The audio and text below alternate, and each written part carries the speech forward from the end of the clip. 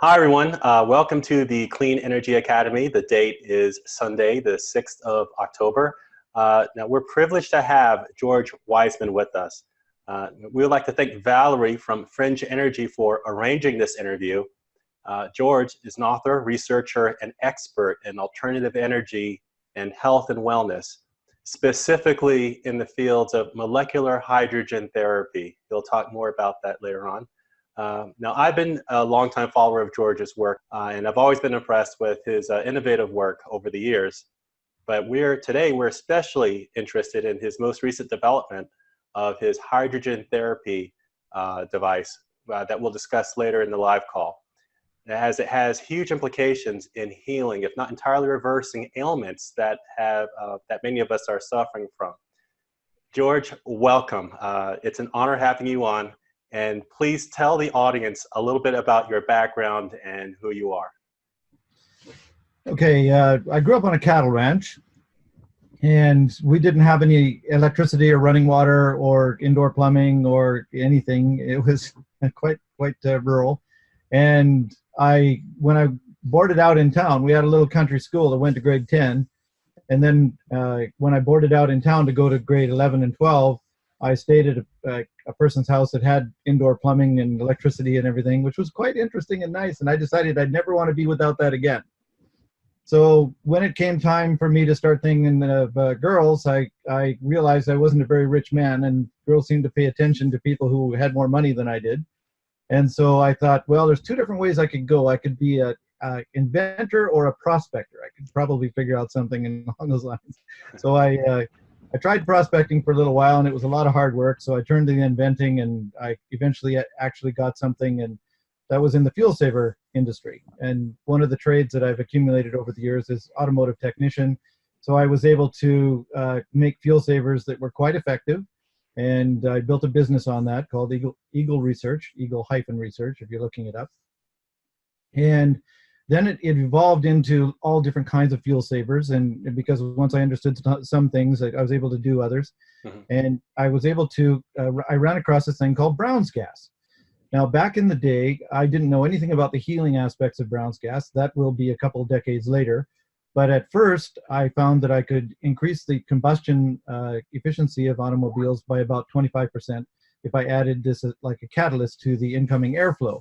Mm-hmm. And more or less keeping the regular fuel system intact and just making some adjustments and such. And then, but the main thing I was trying to do at the time was run vehicles on water, and I still haven't done that. I still have some ideas on how to do that, but I kind of got sidetracked. Anyway, another thing that happened then with the Brown's gas was I developed a torch where you could replace acetylene in a normal acetylene torch and burn through steel and do all the kinds of things that a normal torch does very well. In fact, better than acetylene, and at 2% of the cost. So it was the downside is it's a $4,000 or $5,000 machine, where acetylene for $250 and rental a bottle, you're back in business, you know. Wow. So anyway, yeah. Then people who had the torch, one particular guy got back in touch with me. I have no idea what happened or why it happened, but he bubbled some of the gas in water, and he put that bubbled water, on a melanoma on his forehead, wow. Just with a cotton ball, and he covered it with a piece of tape and a plastic cap, and he just kept changing out the water. And in 3 weeks' time, his melanoma was gone. This is what he told me in 1996. I had no idea the healthfulness of the gas or anything, so I didn't believe him. Yeah. And I was wrong. And that happens. It's an occupational hazard to being an inventor. You're wrong a lot. But then once in a while, you find that good thing. Anyway, what happened was, though, I had several thousand people who had bought my fuel savers and stuff, and mm-hmm. I told people about this potential application for the gas that could be used.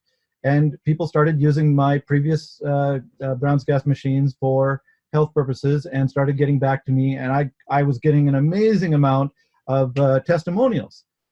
Unfortunately, I'm still pretty hard-headed, so from 1996 to 2005, I never even drank the Brown's gas water myself, even though I was saying it's a potential application and people were doing it. So in 2005, I started drinking it myself. I'm pretty hard-headed, okay? And From 2005 to present, I have never gotten sick again. I've gotten a sniffle, but I've never had the flu or cold or anything like that. By 2007, I was pretty convinced that it was a healthful thing to do, and I started making what I call the ER50 electrolyzers, which is a tabletop grounds gas electrolyzer or designed for health purposes, but just for the drinking of the water. Then people started asking me, how about inhaling the gas? Now, this was back in 2007, you know, and this was way before anybody was really realizing hydrogen for health or anything like that.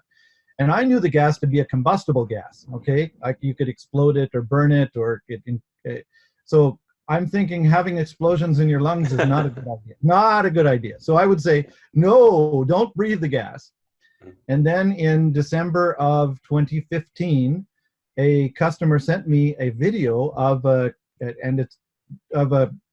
hydrogen bar over in Korea where they were actually sitting in a row, and they had their little brown gas machines, and they were inhaling the gas with cannulas, similar to like this one that I have here next to my computer that I breathe the gas with when I'm sitting at my computer. And they were inhaling the gas, just like I am now. And I saw it going through the bubbler, and I realized I was wrong again. I realized why I was wrong. You see, you breathe in a certain amount of air, quite a lot. Right. And if you keep the amount of hydrogen that you're inhaling under the explosive limit, okay, so I knew about this explosive limit. I've been working with the gas for decades, right? Yeah. But it didn't occur to me that it was appropriate for health purposes, that a person that was the safety thing. As long as you're under the explosive limit of the gas, less than 4% in air, the gas can't explode and it's perfectly safe to inhale. Wow, fascinating. So, since then, people like Tyler DeBaron interviewed me back in 2007 because he was thinking of hydrogen for health at that time.